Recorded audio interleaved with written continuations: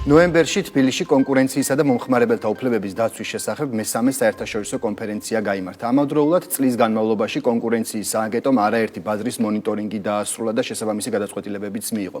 გაფართოვდა და გაიზარდა საკანონმდებლო ჩარჩო მომხმარებელთა უფლებების დაცვის შესახებ. სწორედ მიმდინარე წელი უნდა შევაჯამოთ და კონკურენციასა და მომხმარებლის უფლებებზე უნდა ვისაუბროთ ჩვენ სტუმართან ერთად. ირაკლი ლექვინაძე კონკურენციისა და მომხმარებლის უფლებების დაცვის სააგენტოს თავმჯდომარე გვერდია ბიზნეს პოსტის სტუდიაში. მოგესალმებით ბატონო ირაკლი, მადლობა გადაცემაში სტუმრობისთვის. მადლობა მოწვევისთვის, კიდევ ერთხელ მოგესალმებით ჩვენს მაყურებელს მივესალმებით და ვისარგებლებ შემთხვევით და დამდეგ ახალ წელს მიულოცო. მოგესალმებით, ძალიან დიდი მადლობა თქვენი დროისთვის და გადაცემაში სტუმრობისთვის. ბატონო ირაკლი გიორგიმაც აღნიშნა და ვიცით რომ ყოველ წელს ველოდებით წლიდან წლამდე მიმდინარე წელსაც ნოემბერში თბილისში კონკურენციისა და მომხმარებლის დაცვის უფლებების მესამე საერთაშორისო კონფერენცია გაიმართა. მოკლედ რომ გვითხრათ რა მნიშვნელობა და დატვირთვა ჰქონდა აღნიშნულ ღონისძიებას. მოკლედ ეს საკმაოდ კარგი პლატფორმაა ჩვენთვის და იმ მარეგულირებელი უწყებებისთვის, ჩვენ 5 მარეგულირებელი უწყება ვართ და ერთობლივი ორგანიზებით ვაკეთებთ ამ კონფერენციას. ეს არის უწყებები, რომლებიც საქართველოში პასუხისმგებლები არიან კონკურენციის აღსრულების პოლიტიკაზე და მომხმარებელთა უფლებების დაცვაზე. და ჩვენი ერთობლივი ძალისხმევით უკვე წელს მესამე კონფერენცია გაიმართა, სადაც 300-ზე მეტი დელეგატი ყავდა და დაახლოებით 12 ქვეყნის 25-მდე სპიკერი და მათ შორის საკმაოდ მაღალი დონის სპიკერები გაეროდან, ევროკავშირიდან, ასევე კონკურენციის საერთაშორისო ქსელი არის ესეთი ორგანიზაცია, რომელიც მსოფლიოს მასშტაბით ყველა უწყებას აერთიანებს და მათ შორის მის ხელმძღვანელი გერმანიის ფედერალური კონკურენციის უწყების ხელმძღვანელიც არის და ერთ-ერთი ძალიან გავლენიანი ადამიანია ამ სფეროში და ამიტომ საკმაოდ ისეთი მასშტაბური ღონისძიება იყო წელსაც. ჩვენ ძალიან ბევრ საკითხს შევეხეთ და ეს ჩვენთვის ძალიან კარგი საშუალებაა. სულ რაღაც ჩვენი უწყება 10 წლისაა. გამოცდილებით რა თქმა უნდა არათუ ჩვენ კოლეგებს ქვეყნის გარეთ, არამედ თუნდაც ჩვენს კოლეგებს ქვეყნის შიგნით, იგივე ჩვენს კოლეგა მარეგულირებლებს, თუნდაც მომხმარებელთა უფლებების დაცვის ნაწილში მათ მეტი გამოცდილება აქვს. ამიტომ ასეთ კონფერენციებით ჩვენ ძალიან ბევრ ვსწავლობთ და ასევე მის დატვირთვა არის ისიც, რომ ქვეყანას ჩვენ აიდენტიფიცირებთ როგორც ყოველწლიურად ადგილს, სადაც კონკურენციისა და მომხმარებელთა უფლებების დაცვის შესახებ მსჯელობენ და საკმაოდ მრავალფეროვან ღონისძიებებს მოიცავს. ვფიქრობ, რომ საკმაოდ კარგი გამოხმაურება გვაქვს და ყოველწლიურ ფორმატია და მომავალ წელსაც გაგრძელდება აუცილებლად. კი ბატონო, მოკლედ რომ შევაჯამოთ ეს თემა და შენ გადავიდეთ წლის შეჯამებაზე. უკვე საინტერესოა რა გამოწვევები იკვეთება დღეს ქვეყანაში, რაზეც კონფერენციის ფარგლებში გამახვილდა ყურადღება, განსაკუთრებით მომხმარებელთა დაცვის უფლებების კუთხით რა ნაბიჯები უნდა გადაიდგას, რომ ქვეყანაში მდგომარეობა კიდევ უფრო გაუმჯობესდეს. რამდენიმე საინტერესო მიმართულება ჰქონდა კონფერენციას, რაც ჩვენთვისაც აქტუალურია და სრულიად თავსებადი თუნდაც ევროპულ და თანამედროვე გამოწვევებთან, რომელიც კონკურენციის და მომხმარებლების კუთხით არის. პირველი ეს იყო ეგრეთ წოდებული მერჯერები ან კონცენტრაციები, რომელიც მთელი მსოფლიოს მასშტაბით აქტუალურია და განსაკუთრებით აი თანამედროვე დიდი და ტექნოლოგიური კომპანიები ძალიან დიდ ბევრ ქვეყნებში ექსპანსიას აკეთებენ. ნუ ჩვენთან ეს წელიც გამორჩეული იყო ძალიან კონცენტრაციების კუთხით. ამ დროისათვის უკვე 14 კონცენტრაცია გვაქვს დასრულებული 2024 წლის სურათს გულისხმობ, რაც უკვე უფრო მეტია ვიდრე მთელ გასულ წლებში და ჩვენ ამ საშუალება მოგცა კანონში ცვლილებებმა, ესეც ჩვენი საერთაშორისო პარტნიორობის რეკომენდაციის შედეგი იყო და ჩვენ ყოველწლიურად ვამოწმებთ საქართველოში რეგისტრირებულ ყველა კონცენტრაციას და კომპანიები ვისაც ევალდებულება თავისთაც მოგმართავენ, თუ არ მოგმართავენ, ასეთ შემთხვევაში ჩვენ გვაქვს მექანიზმი, რომ ეს ბერკეტი გამოვიყენოთ და იდენტიფიცირება გავუკეთოთ შეუტყობინებელ კონცენტრაციებს.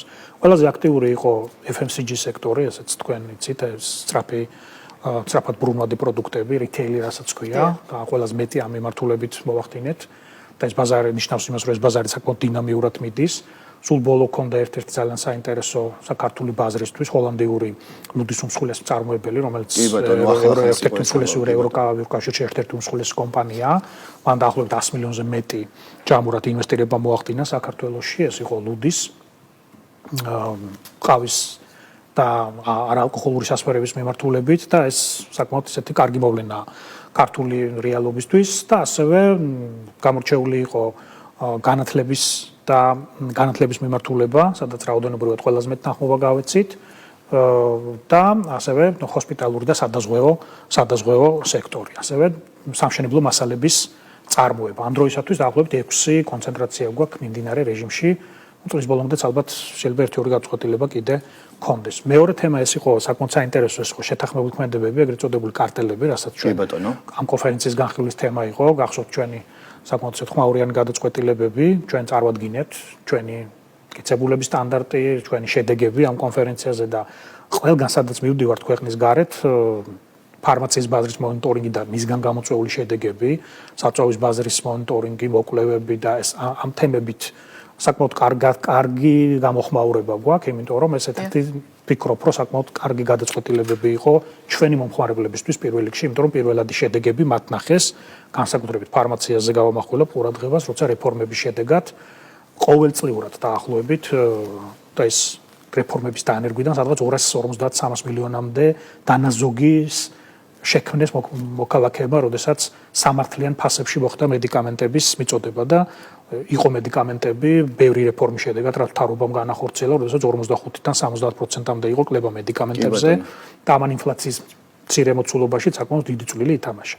მესამე იყო ეს მომხმარებელთა უფლებების მიმართულებით აი ძალიან აქტუალურია ეს თემა მთელი მსოფლიოს მასშტაბით და განსაკუთრებით ევროკავშირში და განსაკუთრებით იმ ფონზე, როდესაც ონლაინ გაყიდვების მასშტაბი იზრდება, ყოველწლიურად ძალიან დიდია და თუ შევადარებთ უკვე პრაქტიკულად მთელი ეკონომიკის და ბიზნესების განვითარებულ ბაზრებზე დიჯიტალიზაცია ხდება და ამ სფეროში ხდება მისი გადატანა. ამიტომ ექსპერტს და სრულად რეგულირების ახალი ფორმები ამიტომ ეს ჩვენთვის ძალიან საინტერესოა, იმიტომ რომ 2 წელია რაც ამ მიმართულებით მუშაობთ და ბევრ გადაწყვეტილებას ვიღებთ. ბოლო 2 გადაწყვეტილებას ვიტყვი უბრალოდ, ეს იყო ფასის სტანდარტი, მითითების სტანდარტი, რომელზეც გაიდლაინი გავაკეთეთ და უკვე ბიზნესაც ვაცნობთ ამის შესახებ. ეს გულისხმობს, რომ როგორ უნდა იყოს ფასდაკლებების სტანდარტი, ხშირ შემთხვევაში არის გაურკვევლობები, როგორ უნდა იყოს მაგალითად რესტორნებში, მენიუებში ასახული საბოლოო ფასი, იმიტომ რომ ხშირად არეულია და მე ემატება საკომისიო DGG თუ ესე შემდეგ. როგორ უნდა იყოს მაგალითად იგივე სოციალურ ქსელებში წარმოდგენილი გასაყიდი პროდუქციაზე ფასი მითითებული და ეს საკმაოდ ისეთი ყოველდღიური და აქტუალური თემებია და ასევე დღეს გამოვაქვეყნეთ საკმაოდ საინტერესო გადაწყვეტილება ეხება ერთ-ერთი მიმტანი კომპანიის სერვისის შეფასებას. შე შემთხვევაში მათ არაქართველი ოპერატორები ყავთ, ვისაც პროდუქტი მოაქვთ თქვენამდე და delivery service-ი ჭირს ვერბალური კომუნიკაცია და ძალიან ბევრმა მომხმარებელმა მოგმართა, რომ შე შემთხვევაში არის გაურკვევლობები ამ კუთხით და დღეს სწორედ დავადგინეთ ამ კომპანიას, რომ უნდა გამოასწოროს, კონირულივად აქვს მიცემული, რომ ეს კომუნიკაცია იყოს არ არღვევდეს მოკლედ მომხმარებლის უფლებას თუ მე მსურს და რა თქმა უნდა საქართველოში ვარ და ნებისმიერ ჩვენთაგანის საჭიროების შემთხვევაში შეუძლია მიიღოს იმ ენაზე სერვისი, რა ენაზეც მას სურს და ამიტომ ეს საკმაოდ საინტერესო გადაწყვეტილებაა დღევანდელი თუნდაც. კი ბატონო ირაკლი, თქვენ კონკრეტულ გადაწყვეტილებებზე ისაუბრეთ, მაგრამ მე მინდა რადგან წლის ბოლო არის, გთხოვოთ შევაჯამოთ 2024 წელი. რამდენი მოკვლევა დაასრულა კონკურენციის ეროვნულმა სააგენტომ, რა გადაწყვეტილებები იქნა მიღებული და ასევე საინტერესოა ბიზნესის რომელ სეგმენტზე გაკეთდა აქცენტები.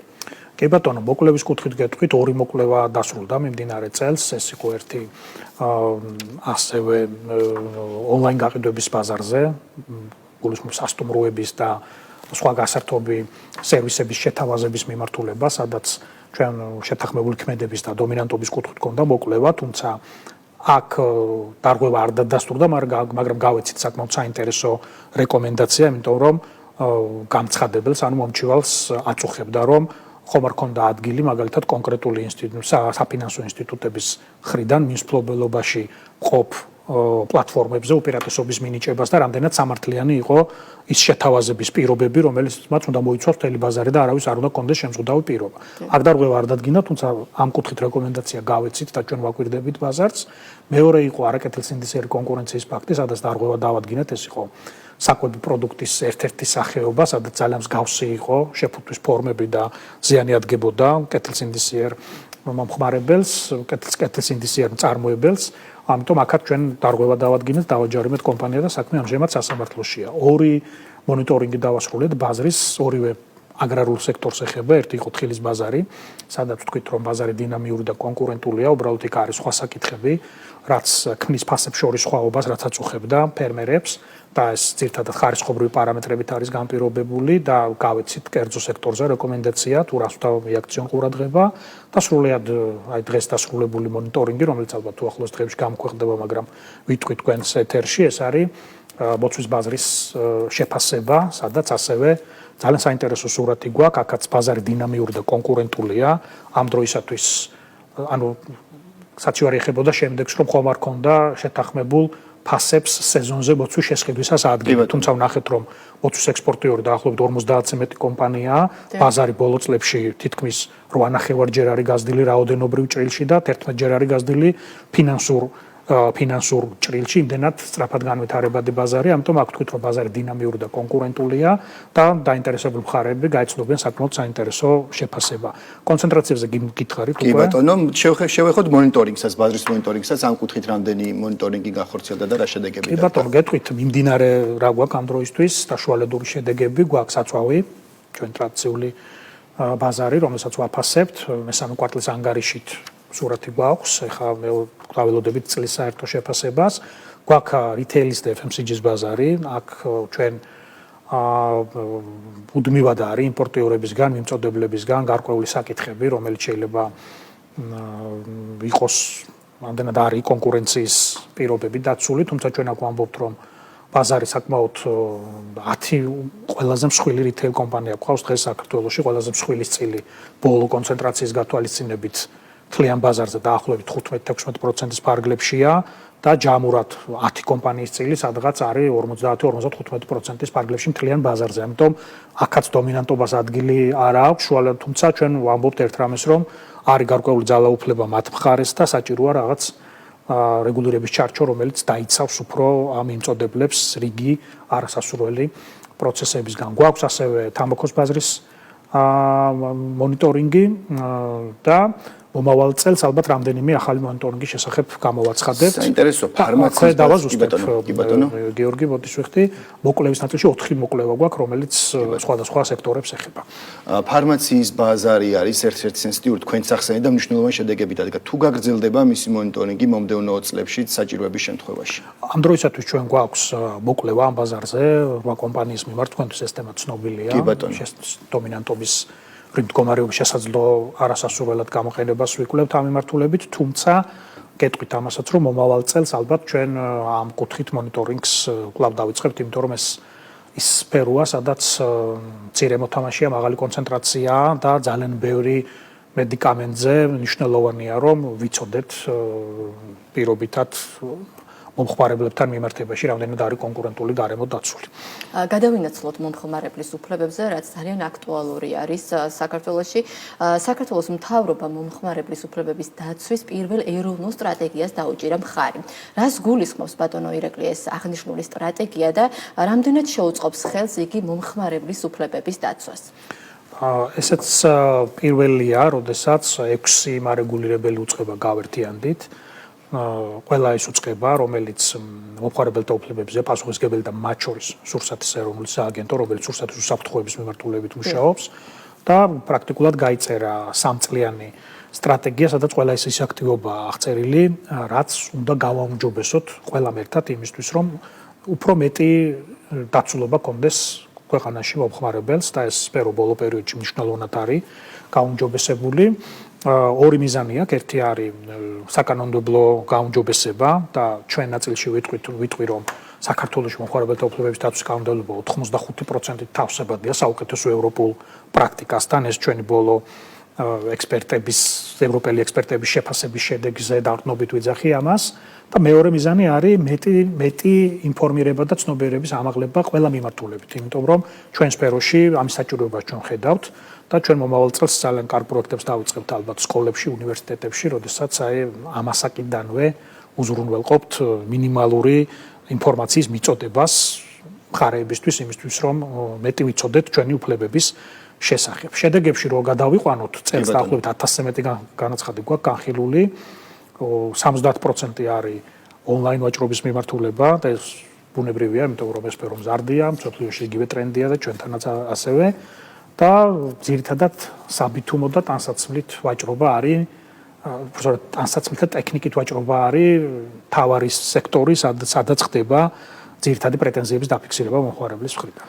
კარგით, რადგან სტატისტიკურ მონაცემებს შევეხეთ, საინტერესოა გამომტყუნებელი განაჩენის შემთხვევაში რა ჯარიმები დაეკისრათ ბიზნეს სუბიექტებს, როგორია ამ ჯარიმების მოცულობა და აქვე გკითხავთ, ცნობიერება ახსენეთ თქვენ, რამდენად გაზრდილია თავად მომხმარებელში ცნობიერება. ერთია თქვენი სააგენტოს ან სხვა ასე ვთქვათ სააგენტოს რანაბიჯები იდგმება, მაგრამ მეორეა საზოგადოების ცნობიერება. თუ გაიზარდა და თუ ცდილობენ რომ თავად ასე ვთქვათ დაიცვან საკუთარი უფლებები და მოგმართონ საჭიროების შემთხვევაში. კი, კარგი კითხვაა, გიორგი, ნამდვილად.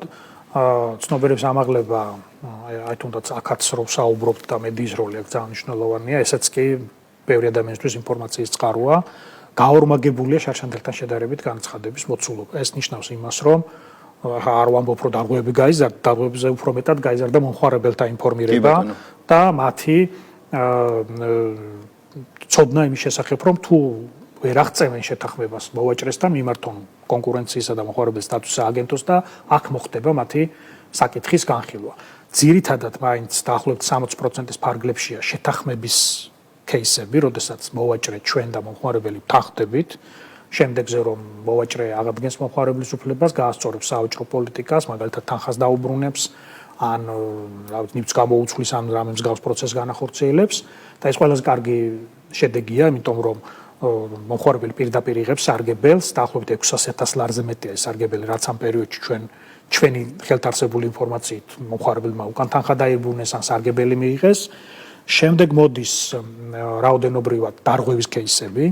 დარღვევის кейსები წელს უფრო მეტია ვიდრე გასულ წელს, თუმცა ჯარიმები ახლა მოცულობითი აქ ნაკლებად არის, იმიტომ რომ მინიმალური დარღვევები ძირითადად არიან ფიზიკური პირები, კერძო მეწარმეები, მცირე მეწარმეები და მათ შემთხვევაში ჯარიმა დაახლოებით 600 ლარის მინიმალური ჯარიმა 600 ლარია, რადგან მაგ დიდი ბრუნვებიც არ აქვს და უნიშნელოა რაოდენობა, როდესაც პირობითად მომხმარებელს ვეუბნებით, რომ აი თქვენი кейსი არ არის საკმარისი იმისთვის, რომ დარღვევა დაფიქსირდეს. ანუ დაახლოებით ეს სურათი გვაქვს საბოლოო ჯამში. ძალიან ბევრი ესეთი სტანდარტი დავადგინეთ წელს, იგივე აი დღესაც ვახსენე ქართულ ენაზე სერვისის მიწოდება, იგივე ფასის მითითება სოციალურ ქსელში, SMS-ის დაგზავნის, ფასის მითითება ფასდაკლებებზე და ასე შემდეგ და საკმაოდ მრავალრიცხოვანია ეს ჩამონათვალი, რაც უკვე ინერგება ცხოვრებაში და კარგია, რომ ამ კუთხით გარემო უმჯობესდება და ცოდნა აქ როგორც მოვაჭრეს, ასევე მომხმარებელს. დასასრულისგან მივდივართ ბატონო ირაკლი და მინდა გკითხოთ 2025 წლისთვის კონკურენციის სააგენტოს რა გეგმები აქვს, რას უნდა ველოდოთ უწყებისგან? გეგმები როგორც ყოველთვის ჩვენ ძალიან აქტიურად მუშაობთ ერთის მხრივ საკანონმდებლო მიმართულებით და მომხმარებლებში ვახსენე, მაგრამ კონკურენციის ნაწილში ჩვენი კანონმდებლობის თავსებადობა დაახლოებით ამ დროისათვის 75%-ია ევრო დირექტივებთან და ევროპულ საუკეთესო პრაქტიკასთან, ამიტომ დაგეგმილი გვაქვს რამდენიმე ცვლილება საქართველოს სხვადასხვა სამთავრობო უწყებებთან კოორდინაციით და შეთანხმებით, რომელიც ეხება სახელმწიფო დახმარებების მიმართულებით გარკვეული სისტემის აწყობას, რომელიც კონკურენციის დაცვის ნაწილში ძალიან მნიშვნელოვანია. ერთი იქნება ეს საკანონმდებლო ცვლილებები, მეორე იქნება ცნობიერების ამაღლების კამპანიები, რომელიც უკვე ვახსენე და ჩვენ ვეცდებით, რომ მაქსიმალურად ახლოს მივიდეთ ყველა მომხმარებელთან და მესამე მაქსიმალურად ჩართულები ვიქნებით ამ მადლობა ამისთვის და მესამე რა თქმა უნდა ეს სასამართლო პროცესები, რომელიც ჩვენ გახმაურებულ გაწყვეტილებებზე მიმდინარეობს და ჩვენ ველოდებით, რომ პირველი ინსტანციაში უკვე იქნება განხილვები და ჩვენ მნიშვნელოვანია, რომ სასამართლო კონტროლით წარმატებით გავიაროთ, რომ კიდევ უფრო მეტი ნდობა განვამტკიცოთ ჩვენს დაინტერესებულ მხარეებს. წელს 10 წლის არის კონკურენციის 10 სრული წელი სრულდება 2024-ში კონკურენციის და მომხმარებლის სტატუსის სააგენტოში და ვფიქრობ, აი ამ 10 წლის თავზე საკმაოდ ესეთი მომხმარებლებისთვის და სხვადასხვა ბიზნეს სუბიექტებისთვის საკმაოდ ესეთი პოზიტიური შედეგები გვაქვს. კი ბატონო, ნამდვილად ასეა, გისურვებთ წარმატებებს, მაყურებელს შევახსენებ ირაკლი ლექვინაძე, კონკურენციისა და მომხმარებელთა უფლებების დაცვის სააგენტოს თავმჯდომარე იყო ჩვენი სტუმარი და საუბრობდით ბიზნესში არსებულ კონკურენციაზე და მომხმარებლის უფლებებზე.